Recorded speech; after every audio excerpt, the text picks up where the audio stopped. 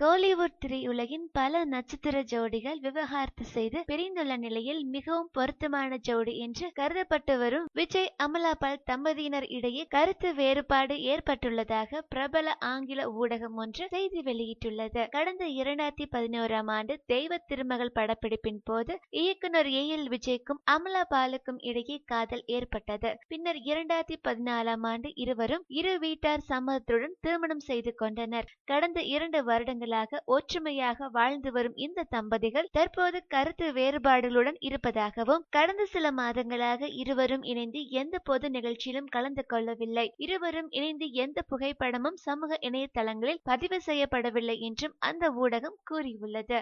ஆனால் அமலா பால் தரப்பு இந்த செய்தியை மறுத்துள்ளனர். சமீபத்தில் நடைபெற்ற ஒரு திரைப்பட விழாவில் கூட விஜய் அமலா பால் கலந்து கொண்டனர் என்றும் இது முழுக்க முழுக்க வதந்தி என்றும் அவர்கள் கூறியுள்ளனர். மேலும் சினிமா செய்திகளை உடனுக்குடன் தெரிந்து கொள்ள கீழே உள்ள சப்ஸ்கிரைப் பட்டனை அழுத்தவும்.